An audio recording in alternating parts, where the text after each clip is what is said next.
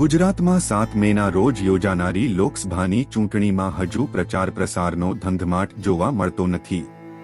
ભાજપે તમામ 26 બેઠકોના ઉમેદવારો જાહેર કરી દીધા છે.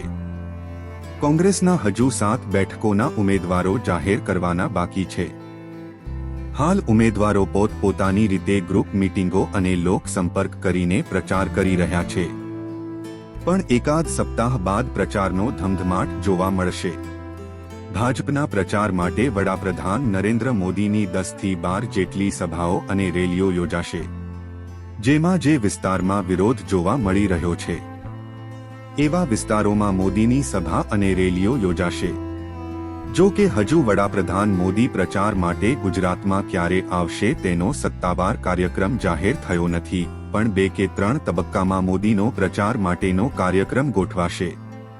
ગુજરાતમાં લોકસભાની ચૂંટણી ત્રીજા તબક્કામાં 7 મેના રોજ યોજાશે. તેને ધ્યાનમાં રાખીને રાજકીય પક્ષો દ્વારા પ્રચાર પ્રસાર માટે તૈયારીઓ જોરશોરમાં ચાલી રહી છે. આ દરમિયાન વડાપ્રધાન નરેન્દ્ર મોદી ગુજરાતમાં 10 થી 12 જેટલી જંગી જાહેર સભા અને રોડ શોનું આયોજન કરવામાં આવ્યું છે અને રાજ્યના 8 મહાનગરો ઉપરાંત લોકસભાના ક્લસ્ટર મુજબ જાહેર સભા અને રેલીનું આયોજન કરાશે. ભારતીય જનતા પાર્ટી દ્વારા 26 લોકસભા બેઠકને ક્લસ્ટર બનાવી દેવાયા છે. આ ક્લસ્ટર મુજબ વડાપ્રધાન નરેન્દ્ર મોદીના રોડ શોનું આયોજન કરવામાં આવ્યું છે. અર્બન વિસ્તારમાં આ રોડ શોની સાથોસાથ જંગી જાહેર સભા પણ યોજાશે, જેમાં વડાપ્રધાન મોદીની સરકાર દ્વારા લેવામાં આવેલા નિર્ણય અને વિકાસના કામોની યાદી જાહેર કરવામાં આવશે. 15મી એપ્રિલની આસપાસ ગુજરાતમાં વડાપ્રધાન નરેન્દ્ર મોદીની પ્રથમ સભા અને રેલી યોજાય તેવી શક્યતા છે.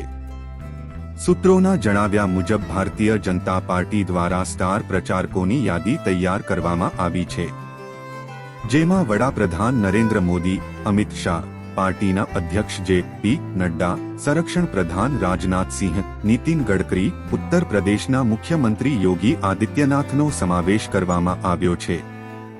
આ ઉપરાંત ફિલ્મ સ્ટાર, કોમેડિયન અને ગાયક કલાકારોને પણ મેદાનમાં ઉતારવામાં આવશે.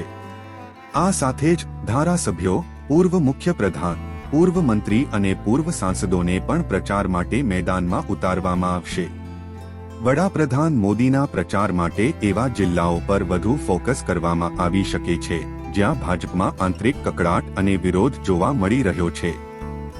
આ સાથે જ વિરોધના કારણે ભાજપની વોટ બેંક નબળી પડતા વિસ્તારોમાં વધુ ધ્યાન રાખવામાં આવી શકે છે.